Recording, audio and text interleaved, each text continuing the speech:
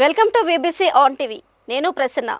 వైఎస్ఆర్సీపీ మహిళా విభాగ రాష్ట్ర అధ్యక్షురాలు ఎమ్మెల్సీ వరదు కళ్యాణి సిరిపురం వద్ద గల తమ పార్టీ కార్యాలయంలో మీడియా సమావేశం నిర్వహించారు. జగన్ సీఎం అయిన తరువాత రాష్ట్రంలో 87% కుటుంబాలకు మేలు చేశారు అని, అందుకే ఆయన్ను మళ్లీ ఎన్నుకునేందుకు ఓటింగ్కు పోటెత్తారు అనేది మనం చూశామని, తమను సామాజికంగా, రాజకీయంగా, ఆర్థికంగా ఉన్నతంగా నిలిపిన జగన్ను సీఎంగా కొనసాగించేలా మహిళలు ఓటు వేశారని అన్నారు. ఈ సందర్భంగా ఆమె మీడియాతో మాట్లాడుతూ జూన్ 4న వెలువడే ఎన్నికల ఫలితాలలో ఓ సునామీని ప్రభంజనాన్ని ప్రజలు చూడబోతున్నారని, దేశం మొత్తం సీఎం జగన్ ను శబాష్ అనేలా ఫలితాలు రాబోతున్నాయని అన్నారు. చంద్రబాబు తన వదిన పురంధేశ్వరితో కలిసి ఎన్ని కుట్రలు చేసినా సరే ప్రజలు జగన్ వెంటే ఉన్నారు. ఎన్నికల్లో ఓడిపోతామనే అక్కాస్తో వైసీపీకి మద్దతుగా నిలిచిన మహిళలపైన, ప్రజలపైన టీడీపీ నేతలు దాడులు చేస్తున్నారని అన్నారు. ఇష్టానుసారం అధికారులను మార్చుకొని చంద్రబాబు ఇప్పుడు దాడులకు పురుగొల్పుతున్నారని మండిపడ్డారు.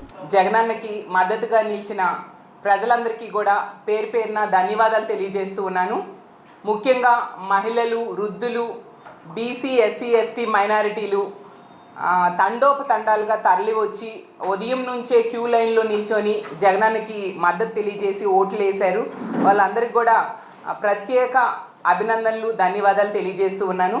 మేము ముందు నుంచి కూడా చెప్తూ ఉన్నాం, 2019లో జగనన్న హిస్టరీ క్రియేట్ చేశాడు, 2024 ఎన్నికల్లో దాన్ని రిపీట్ చేయబోతున్నాడని.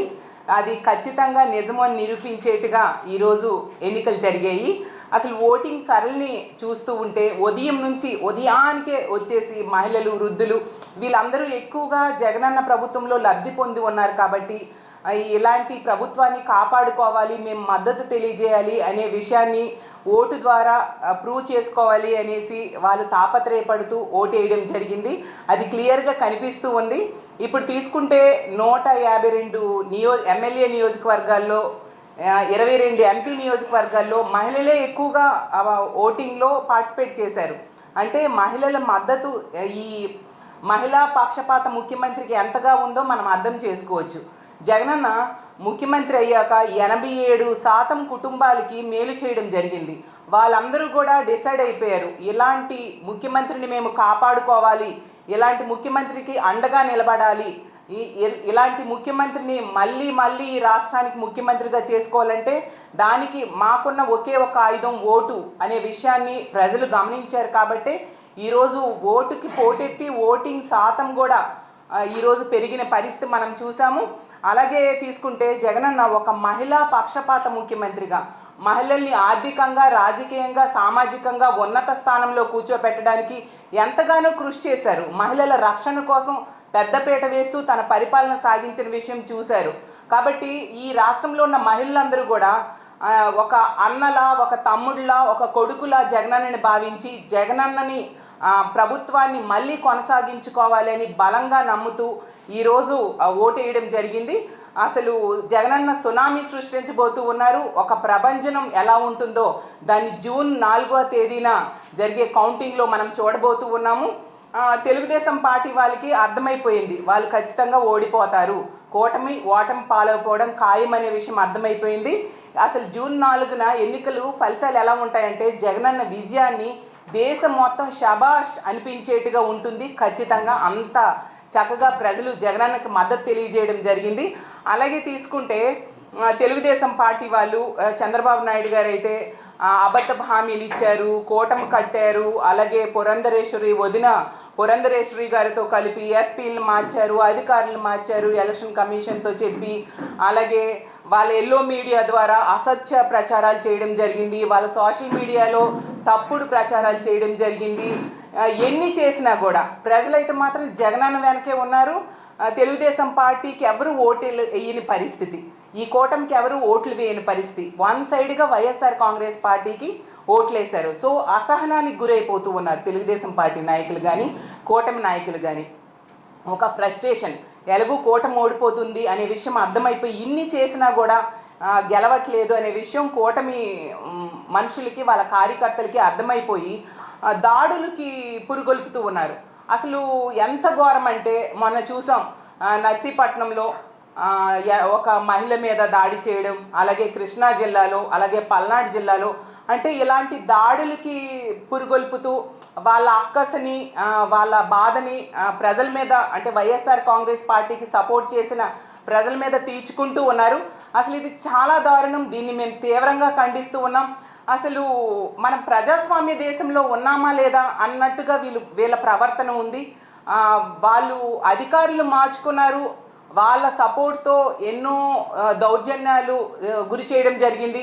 అంటే ఇప్పుడు అంటే ఎలక్షన్ కోడ్ ఉంది, ఎన్నికల కమిషన్ అధికారంలో ఉంది కాబట్టి ఈ టైంలో ఏమైనా చేసేద్దాం, ప్రజల మీద ఏ దాడులైనా చేసేద్దాం అన్నట్టుగా తెలుగుదేశం పార్టీ వాళ్ళు చేస్తూ ఉన్నారు. దీన్ని ప్రజలు చూస్తూ ఊరుకోరు అనే విషయం గమనించాల్సిందిగా కోరుతున్నాను.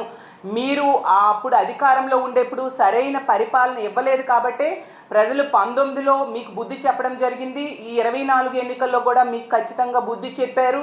అసలు తెలుగుదేశం పార్టీ అంటే, టీడీపీ అంటే తెలుగుదేశం పార్టీలా లేదు. ఈరోజు ప్రజల మీద ఈ దాడులను చూస్తూ ఉంటే తెలుగు డెకాయిడ్స్ పార్టీలా ఉంది అనేసి ప్రజలు అనుకుంటూ ఉన్నారు. ఒక టీడీపీ అంటే తెలుగు దండుపాల్యం పార్టీలా దాడులు చేస్తూ ఉన్నారు. అలాగే టీడీపీ అంటే తెలుగు దుశ్శాసనల పార్టీలా మహిళల మీద దాడి చేస్తూ ఉన్నారు. టీడీపీ అంటే తెలుగు దొంగల పార్టీలా మహిళల తాలూకా బంగారు ఆభరణాలు కూడా ఈ దాడుల్లో దోచేసుకుంటూ ఉన్న పరిస్థితి చూసాం. ఒక టీడీపీ అంటే తెలుగు దుర్మార్గుల పార్టీలా ఈరోజు బిహేవ్ చేస్తూ చాలా దుర్మార్గంగా వృద్ధుల మీద కూడా దాడులు చేసే పరిస్థితి మనం చూసాము. అలాగే టీడీపీ అంటే టెర్రరిస్ట్ డెకాయిడ్ పార్టీలా బీసీ, ఎస్సీ, ఎస్టీ మైనారిటీల మీద చాలా దారుణంగా దాడులు చేస్తూ ఉన్నారు. మేము చాలా తీవ్రంగా దీన్ని ఖండిస్తూ ఉన్నాము. అసలు మీ ఇళ్లల్లో ఆడవాళ్ళు ఉండరా? ఇలాంటి పనులే కానీ వాళ్ళ మీద జరిగితే మీరు సహించగలరా? మీ అక్క చెల్లెమ్మలకు కనుక ఇలాంటివి జరిగితే ఇది చాలా దారుణం కాదా? ఇప్పుడు తీసుకోండి, నర్సీపట్నంలో అయ్యన్న పాత్రుడు గారి అనుచరులు ఆమె ధర్మసాగరం, నర్సీపట్నం మండలంలో ధర్మసాగరము గ్రామంలో పాలమూరు రాజకుమారి అనే మహిళ, ఆమె వాలంటీర్గా పనిచేసి ఆమె రిజైన్ చేసేసి వైఎస్ఆర్ కాంగ్రెస్ పార్టీకి సపోర్ట్ చేసింది. జగనన్న వల్ల మేలు పొందింది కాబట్టి సపోర్ట్ చేసింది. అందులో తప్పేముంది? ఇది ప్రజాస్వామ్య దేశం. నచ్చిన పార్టీకి సపోర్ట్ చేసుకోవచ్చు, నచ్చిన వాళ్ళకు ఓటేసుకోవచ్చు. అర్ధరాత్రి ఒంటరి మహిళ మీద ఇంట్లో జ్వరబడి జుట్టు పట్టుకొని ఈడ్చి చెప్పలేని ప్రదేశాల్లో తంతు ఆమెకి ఎంతో బాధించి దుర్మార్గంగా బిహేవ్ చేశారు ఈ తెలుగుదేశం పార్టీ వాళ్ళు. ఎందుకంటే వాళ్ళకి ఓటమి భయం పట్టుకున్న పరిస్థితి మనం చూసాం. అలాగే అడ్డొచ్చింది ఒక వృద్ధ మహిళ, ఆమె చెవిలోవి కూడా లాగేసుకొని ఆమె మీద కూడా దాడి చేయడం జరిగింది. అసలు ఇది ఎంతవరకు సమంజసం? అయిన పత్రిక గారు మీకు ఒకటే చెప్తూ ఉన్నాను, మీకు ఎలాగూ మహిళలంటే గౌరవం లేదు, ఎప్పుడూ మహిళల గురించి చాలా అసభ్యంగా మాట్లాడుతూ ఉన్నారు మీరు. అలాంటి వ్యక్తులు మీ అనుచరులకు అదే సందేశాన్ని ఇస్తూ ఉన్నారా? మరి మీ ఇంట్లో ఆడవాళ్ళు కూడా ప్రచారం చేశారు కదా, మరి వాళ్ళ మీద కూడా ఎలాంటి దాడులు చేయమన్నా మీరు మెసేజ్ ఇస్తూ ఉన్నారు. ఎన్నిసార్లు కంటెస్ట్ చేస్తున్నారు అయ్యన్న పాత్రుడు గారు, ఓ సీనియర్ అనేసి అనుకుంటూ. అంటే మీ సీనియారిటీ ఒక ఒంటరి మహిళ మీద దాడి చేయడానికి ఉపయోగించారా? ఇదా మీ హీరోయిజం అని నేను అడుగుతూ ఉన్నాను. ఎంత దారుణంగా మీరు దిగజారిపోవాలా ఓట్ల కోసం? అంటే మీకు ఎగ్నిస్ట్ చేశారు అని చెప్పి ఎంత దారుణంగా మీరు దిగజారిపోయారా? ఎంత సీనియర్ అని చెప్పుకుంటారు కదా, మీ జూనియర్స్కి మీరు ఇదే నా సందేశం ఇస్తూ ఉన్నారని నేను అడుగుతూ ఉన్నాను.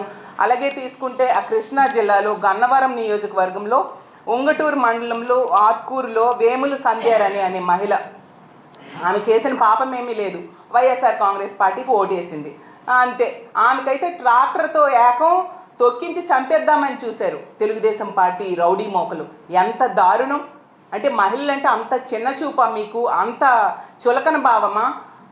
ఆడది అబల కాదు సబల అనే విషయం మీరు తెలుసుకోక ఇలాంటి పనులు చేస్తూ ఉన్నారు.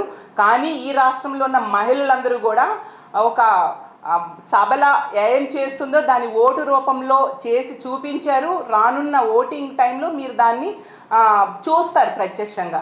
అలాగే తీసుకుంటే పల్నాడు జిల్లాలో గురజాల కాన్స్టిట్యున్సీలో కొత్త గణేశన్పాడు గ్రామంలో అయితే బీసీ ఎస్సీ మహిళలకి 24 గంటలు బంధించి మరీ దాడి చేయడం జరిగింది. అసలు ఆ మహిళలు అయితే గుడిలోకి వెళ్ళి దాక్కున్నారు. వాళ్ళు చేసిన పాపం కూడా ఏం లేదు, వైఎస్ఆర్ కాంగ్రెస్ పార్టీకి ఓట్లు వేశారు. అంటే వైఎస్ఆర్ కాంగ్రెస్ పార్టీకి ఎవరు ఓట్లు వేస్తే వాళ్ళ మీద ఎలా దాడులు చేసేస్తారా? అసలు ఎంత దారుణం! మీరు ఇంతగా దిగజారిపోయి తెలుగుదేశం పార్టీ వాళ్ళు ఎందుకు ప్రవర్తిస్తూ ఉన్నారో అర్థం కాని పరిస్థితి రాష్ట్రంలో నెలకొని ఉంది. ఎలక్షన్ కమిషన్ మీద ప్రెషర్ పెట్టి ఎస్పీలని అధికారులని మార్చారు. మరి ఇప్పుడు అదే ఎస్పీలు అదే అధికారులు సరిగ్గా పనిచేయలేదని ఈరోజు ఎలక్షన్ కమిషను వాళ్ళ మీద సస్పెన్షన్ వేయడమే కాకుండా విచారణకు కూడా ఆదేశించిన సంగతి ఈ రాష్ట్ర ప్రజలందరూ చూశారు. అంటే దీన్ని బట్టి ప్రజలందరూ కూడా అర్థం చేసుకోవాల్సిందిగా కోరుతున్నాను.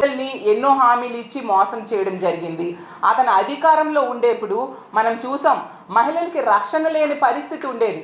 ఒక రిషితేశ్వరి విషయం తీసుకున్నా, ఒక వనజాక్షి విషయం తీసుకున్నా, అలాగే మన పెందుర్తిలో ఒక గిరిజన మహిళకి జుట్టు పట్టుకొని ఈడ్చి కొట్టిన సంగతి మనం చూసాము. అలాగే కాల్ మనీ సెక్స్ ర్యాకెట్లో ఎంతమంది తెలుగుదేశం పార్టీ గోండాల దౌర్జన్యాలకి మహిళలు బలయ్యారో చూసాము. అలాగే ఏకం చంద్రబాబు నాయుడు గారు అతను స్వయంగా కోడలు మగబిడ్డను కంటానంటే అత్త వద్దంటుందా అని ఆడపిల్ల పుట్టుకునే అవహేళన చేసిన వ్యక్తి అతని దగ్గర మహిళలకి ఏం గౌరవం ఉంటుంది, మహిళలకి ఏమి రక్షణ ఉంటుంది, ఆ విషయం మహిళలకు కూడా తెలుసు. కాబట్టి 2019లో గట్టిగా బుద్ధి చెప్పడం జరిగింది. అలాగే జగనన్న పాలన కూడా మహిళలు చూశారు. జగనన్న మీద ఎంతో నమ్మకంతో ఓటేశారు. చంద్రబాబు నాయుడుతో 2019కి ముందు మోసపోయారు. కాబట్టి మహిళలు జగనన్న మేలు చేస్తాడని నమ్మి ఓటేస్తే ఆ నమ్మకాన్ని నిలబెట్టుకొని ఈరోజు మేనిఫెస్టోలో అంశాలు 99% జగనన్న నెరవేర్చడమే కాకుండా మహిళలకు అగ్రతాంబూలం వేసి ఒక మహిళా పక్షపాత ముఖ్యమంత్రిగా నిలబడడంతో ఈ 24 ఎన్నికల్లో కూడా మహిళలందరూ కూడా ఏకపక్షంగా జగనన్నకి మద్దతు తెలియజేశారు. కాబట్టి ఆంధ్ర రాష్ట్ర మహిళలందరూ కూడా ఖచ్చితంగా జగనన్నకి ఓటేశారు. జగనన్న నాయకత్వంలో జగనన్న ముఖ్యమంత్రిగా మరో 30 ఏళ్ళు ఈ రాష్ట్రాన్ని పరిపాలించాలని బలంగా కోరుకుంటూ ఉన్నారు.